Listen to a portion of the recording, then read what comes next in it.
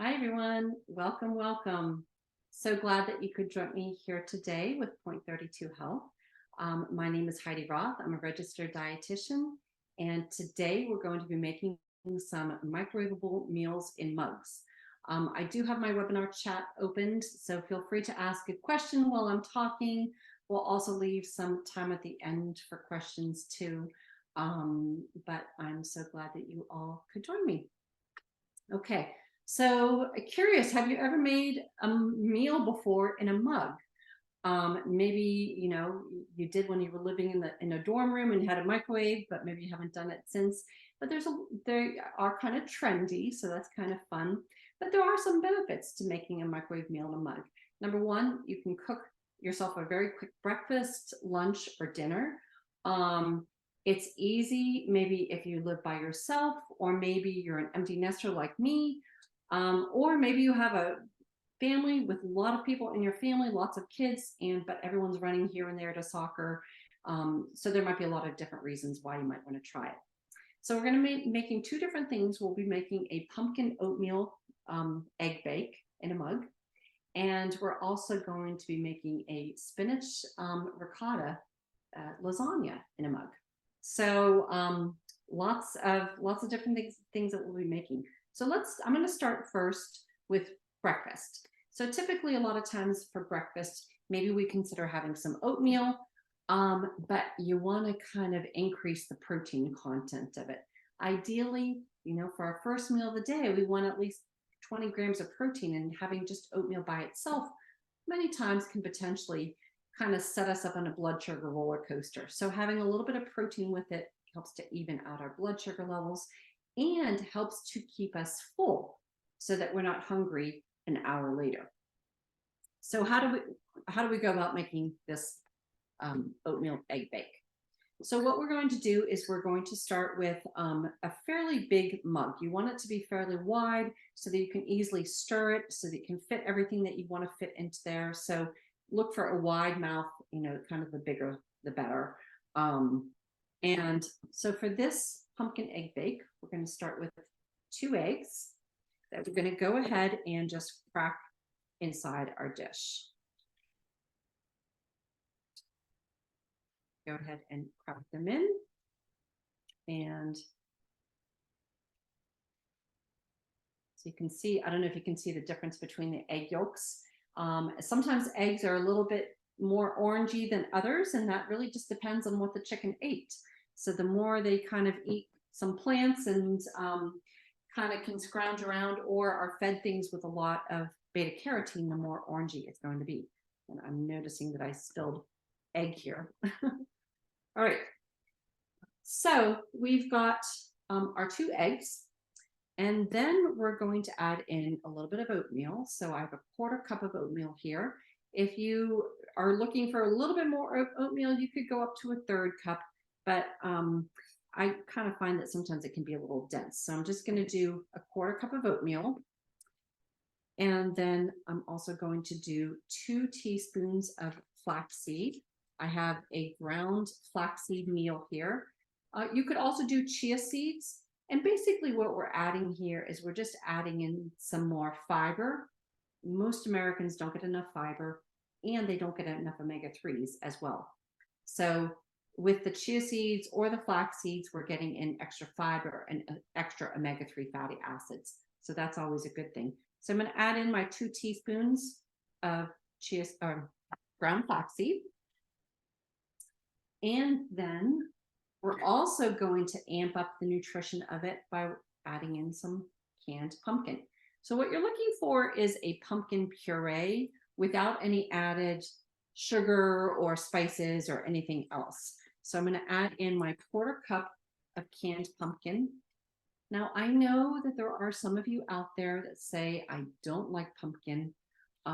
It's really not all that much, and you probably are not going to notice it. But what it will do is it gives us extra fiber and a lot more beta carotene, which, turns into vitamin A. So added in my pumpkin. You could also keep the pumpkin out if you wanted to. You could add in, maybe you slice up some apple. You could add in some diced peaches. So kind of the sky's the limit in terms of what type of fruit you're adding here. You could add in some frozen berries. All of that would be really good. What I would recommend is if you're using a different type of fruit, maybe you add in a little bit of vanilla extract and maybe you skip the pumpkin pie spice. Or you could do the other types of fruit and pumpkin pie spice as well. I'm actually, since I have this out already, I'm going to add in a little bit of vanilla as well as the pumpkin spice. But you know, the vanilla is just kind of extra. All right, so here somebody asked, can you do hemp seeds instead of flax? 100%. That is actually a really brilliant idea because hemp seeds, they do provide omega-3 fatty acids as well. And per serving, they provide 10 grams of protein. So they're, you know, as we're trying to maximize our protein with this dish, hemp seeds do provide a lot. Now, I also have some pumpkin pie spice. This is a lot healthier than what you're going to find at Starbucks. These spices provide not only flavor, but they provide a lot of nutrition. When we talk about food as medicine, we're really talking about spices. These spices do all kinds of things. They help to decrease inflammation, prevent heart disease, lower cholesterol levels. You name it, you can find a spice that's going to help with that. So in this case, I'm going to add in a half a teaspoon, and I have my little quarter teaspoon here, so I'm going to add in 2 of them. I don't know why I picked a quarter teaspoon instead of half teaspoon, but there we go. So add in our pumpkin pie spice, and then lastly, we are going to add in some milk. I'm choosing regular dairy milk. Oh. You could also do a plant-based milk if you don't do dairy, something like an almond milk. The almond milk is going to be less calories, but it's also going to provide very little protein, where the dairy milk is more calories, but will provide some protein as well. So whatever kind of milk works for you. And then lastly, also a little bit of salt.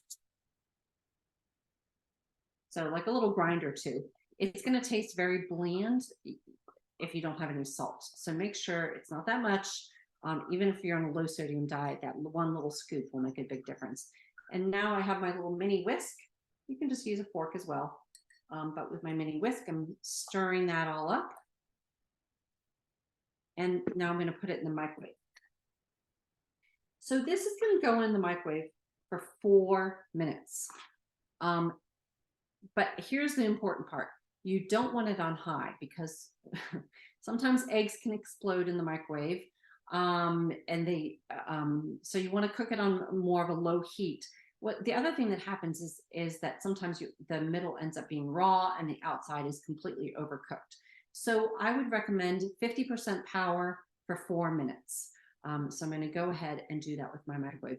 Now, microwaves are different. Mine is an antique. It's like more than 20 years old. So it might be different than your microwave. You might need a little less time. But I'll tell you what to look for when it comes out of the microwave.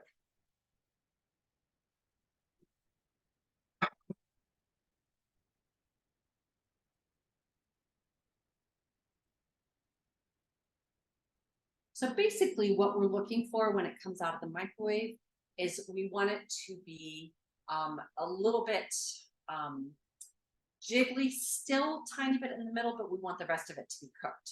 And I'll show you what it looks like when it comes out. Hopefully you can hear me okay with still microwave going. And feel free to ask some questions. Those were great questions we've had so far. So while we're waiting for that, I'm going to go ahead and start with our next dish, which is going to be a spinach ricotta lasagna in a mug. So I'm going to start by turning on my water, my hot water, and I'm going to boil some hot water. Get this stuff all out of the way. We can see what's going on for our next big event. So for this, I'm going to need another mug. So grab yourself another big mug. I'm seeing a question here. How much milk is skim milk okay for the mug? Yes. I'm sorry. I used 1/3 cup of milk. So it can be any type of milk you want, whether it's skim, whole, plant-based, whatever type you have in your fridge is great.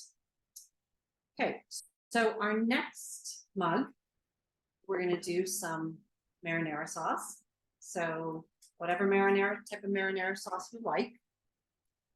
We'll have some either spinach or kale. I'm actually going to use kale for this recipe. And then the important thing are these no-bake lasagna noodles. So these type of noodles are meant to, or actually, I'm sorry, no boil or oven ready. They're meant to just not have to cook them at all. But for this, if you don't cook them at least a little bit, they're not going to do all that well. So we want to cook these at least a little bit. And the way that we're going to do that is we're going to put them in a bowl and pour some boiling water on top. So I'm going to take my one lasagna noodle, and you can use a little bit more or less based on the size of your mug, but in general you want about one of these per person. So when I was testing this recipe out, I used one for each mug, and I made it for my husband and I because kids are out of the house now. So we're going to break these lasagna noodles up into about 2-inch pieces. And perfect timing. My boiling water is ready. I love my electric kettle. Last year when I was buying holiday presents, I was, I don't know if you do this too, but you end up buying yourself your own presents. And this is what I bought myself, and I have used it like almost every day since. They're really kind of a nice little appliance. If you like tea and which I do. So I poured my boiling water over my one thing of lasagna noodles, and I'm just going to kind of stir that around and let that kind of cook a little bit. Now, the other thing that I'm going to add is I'm going to do kale for this one. This is a different type of kale. It's called dinosaur kale because it looks like dinosaur skin. So you could use any type of green here that you wanted. You could use kale, you could use spinach. If you want to use some zucchini, that would be nice in it too. If you have some mushrooms, you could use some mushrooms. So really kind of sky's the limit in terms of, the greens that you're adding. And I'm going to go ahead and chop up my kale. Now there's 2 ways that you can do this as well. I could take this kale and you want to cook it a little bit, otherwise it's going to be kind of raw. Or you could throw it in the microwave a little bit in your mug and just toss it in real quick. I find a really easy and quick way to kind of cook the greens as well is if you want, putting them in the dish with your lasagna noodles and kind of draining them all together, and then taking a slotted spoon and taking it out with it. So however, whatever works best for you. Actually, after it's chopped, sometimes in the microwave is just easier, but for the purposes of our food demo, we'll do that. Okay, so I'm going to go show you what our other mug is done, and so I'll show you what it looks like.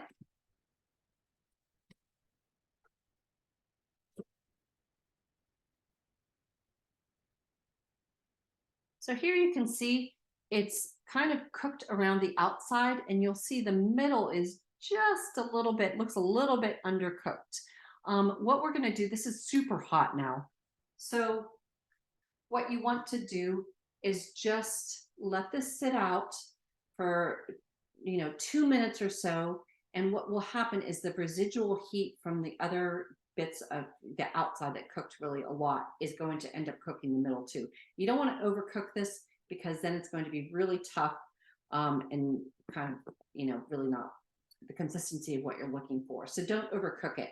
You still want a little bit of, tiny bit of jiggle in the middle.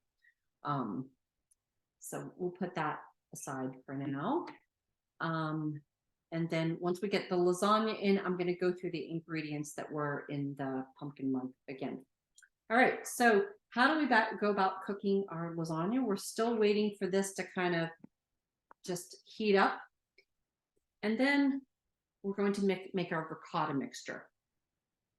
So for this ricotta mixture, we have a couple choices again. You could use a vegan type of cheese if you wanted to. They have all kinds of vegan cheeses. I'm going to use the regular ricotta cheese. Now, one little hack that you can do too is you can actually use cottage cheese if you wanted to. And if you're looking, as most meals, we kind of look to see how much protein's in it. So 14 grams per half a cup for that, and for half a cup, 8 grams. So cottage cheese has almost double the amount of protein than ricotta cheese. So you could also use a mixture of both of them. So what I'm going to do is I'm actually going to kind of mix a little bit two of these together. And I'm going to use part ricotta and part cottage cheese. And then I'm hoping that, if I share this with my husband later on, he's not going to notice that there's cottage cheese in it. Okay, so I'm going to add in 2 tablespoons of my ricotta, and you can kind of eyeball it, and 2 tablespoons of the cottage cheese, and make a mixture of both of them. You can use 100% of cottage, 100% of ricotta. And basically what you're looking for is a 1/4 cup. So you want a 1/4 cup of the cheese, of either cottage or ricotta. And then I'm going to add in 1 tablespoon, roughly 1 tablespoon of grated Parmesan cheese. Add on a little bit more, a little bit less. The Parmesan cheese is going to provide some saltiness. So we really don't need to add any extra salt to this, but what I would recommend adding is a little bit of ground black pepper as well. And then we're just going to take, I'm going to actually add, since I have my basil plant right here, a little bit of basil would be really nice in here too. You don't have to, but basil is always delicious in these types of recipes. So I'll add a little bit of basil, give that a stir. And now what I'm also going to add to it is my kale or my spinach or whatever vegetable that you decide on. Grabbing my slotted spoon. And I'm just going to take my kale and kind of drain it a little bit and then add it in. Don't worry if you get a little bit of extra water in there. A little bit of extra water, it's going to be kind of watery, and that's fine because we still are going to want a little bit of extra liquid for our lasagna noodles. So that is just fine. And I'm going to mix that in together. If you wanted to add in a little bit of diced red pepper, you could do that, just to try and increase the vegetable content of it. And so there we go. I've got, some protein in my cheese and the kale or spinach, whatever you're using. All right, so let's put this together now. You can measure out the exact amounts, but what you're looking for is about 2 tablespoons of marinara sauce on the bottom, and then we're going to kind of layer it. You can use a little bit more, a little bit less, but basically we're looking for about 2 tablespoons. I really like to use a high quality marinara sauce.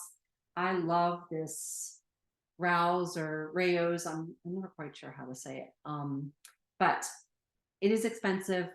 You're only going to be using a little bit of it. So, it's a great way to kind of use up if you just have a little bit left. And if not, I throw this whole jar, like I'm probably going to throw this whole jar in the freezer after this and use it a little bit later when I want to make something with marinara. So, as we're all trying to waste a little bit less food, that's a great thing to do. And now I'm going to add in my lasagna noodles. So I want to add in about half of the lasagna noodles. And in terms of the recipe is going to be posted in the chat box, but I'm also going to share my screen and show you the recipe at the end as well.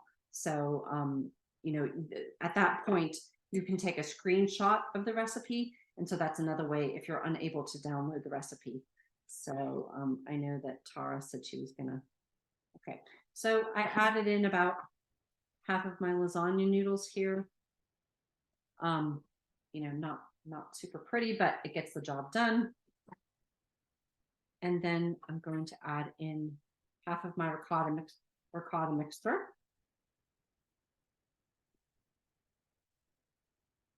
Kale. And then I'm also going to add in a little bit of mozzarella cheese. We're looking for about 2 tablespoons total of mozzarella cheese. So I'm going to sprinkle about 1 tablespoon on top. You can make it as cheesy or not as you like it. And then we just repeat our layers. So one of the things about these noodles is sometimes you have to kind of stir them around to begin with. These actually kind of stuck together a little bit. So you can kind of pry them apart. But if you kind of, when you first put them in, make sure that they're not sticking together is usually what I do, but it's fine. All gonna be good at the end. And then put this. And what I should have done is actually put my marinara sauce in. I forgot my marinara. This is what happens when you're doing things live sometimes is you forget. So the marinara actually should have gone on first, but that's okay. It's all going to kind of end up together and you're not going to notice it. So marinara, and then we'll repeat the layers with my ricotta mixture. And then ending with, once again, some mozzarella cheese. Sometimes if you want, you can put another little layer of noodles there and cut and break it up a little bit. But you know, we're trying to get this quickly in, so the less layers that we have, the better off. All right, so this you can actually put into the microwave at full power. So I'm going to throw it in for 1 minute and 30 seconds. And what we're really looking for is it to kind of be bubbly. And if it's not bubbly, then you want to put it in for a little bit longer. So I'm going to go ahead and put this in for 1 minute and 30 seconds.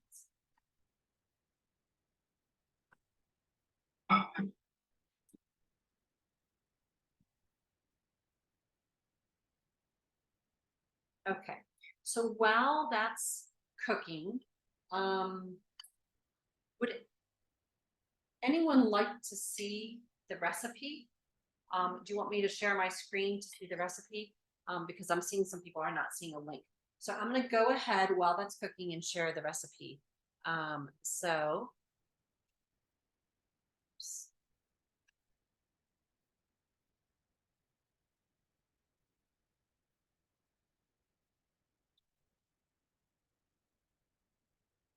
Okay. And then I'll look, here we go. So here's one recipe. If everyone can see that, and go ahead and take a screenshot of that. And then I'll open up the other one. So hopefully everyone can grab that screenshot. Okay, and now I'm going to share the other one.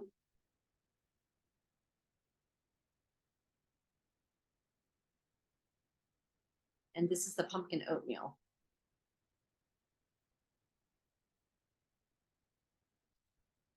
So, sorry, let me go ahead and share that again. I didn't see that shared. All right, so hopefully you can all see the pumpkin oatmeal. It's not showing up for me, but hopefully you can all see it. I'm seeing we've got a question in the Q&A, and okay, that question was answered. How much milk? It was 1/3 cup milk, and skim is definitely okay. All right. So hopefully you all got those. The recipes are also posted in the chat box. So hopefully between those two things, you were able to get them. So let me go get my lasagna and then we'll answer some more questions.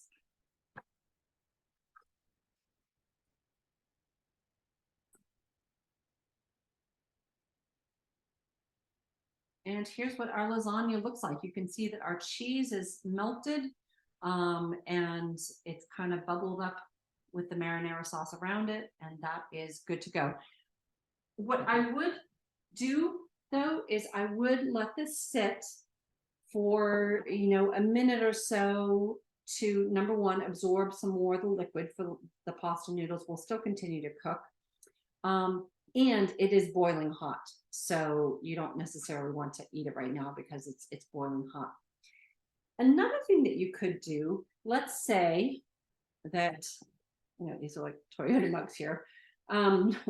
Let's say you had like 5 of these mugs.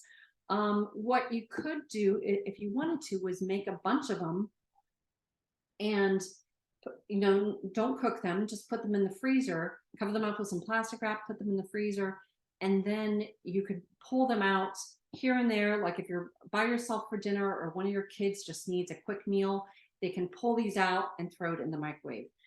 Be careful, I would defrost it first and then go ahead and cook it, on the microwave setting so that that you're just be careful that you're not cracking the mug. But that would be an option, especially if you're looking for like a quick dinner and kind of a fun little thing. All right, so I'm seeing the question was answered in terms of the marinara sauce. I like the Rouse.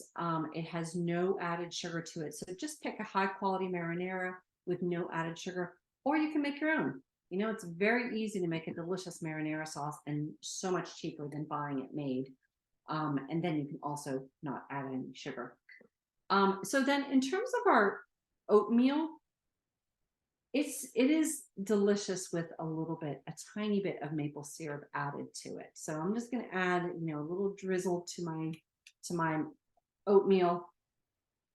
But here's another thought is that if we're all trying to cut down on the sugar that we're eating, so we don't want to add in a lot of sugar. One thought would be that you could also do this as a savory oatmeal. So if I were going to do the savory, I would still add the pumpkin. Pumpkin can be savory. I would keep out the vanilla and keep out the pumpkin spice. Maybe I would add in a little bit of chili powder, or you could just, not add in any other spice. And then you could top it with some sauteed mushrooms, or you could top it with some cheese and salsa. So these pumpkin mugs don't necessarily have to be sweet. You can adjust them to however you want it. Okay. So here's a question.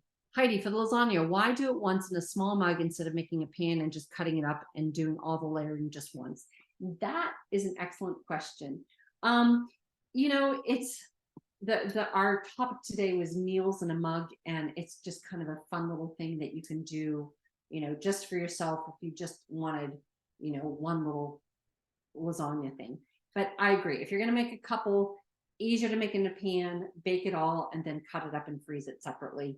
But there's a lot of different things that you can make in a mug. And so let's say that it's the middle of summer and you feel like lasagna, but you don't want to heat up your oven, you don't want to heat up the stove, and you want to do something that's not going to heat up the house. That's where these meals in a mug can come in handy. Or you're renovating your kitchen and you don't have a stove. Maybe your stove is broken. So there might be a lot of different reasons why, to do it in a mug, or maybe just for the novelty of it.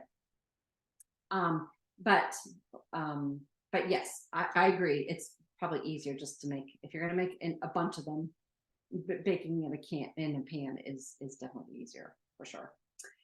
All right, so we're just about the end of our time. Does anyone have any other questions? And thank you all so much for your participation. It's so much fun for us as presenters when you ask questions and there's that participation. So thank you for that. I appreciate it. All right. So let's see. And thank you all for your kind words. So glad that you could join us again today. And I'm sure we'll be seeing you sometime as well in the future too. So hope you have a chance to make yourself something healthy today to eat. Thank you, everyone. Bye-bye.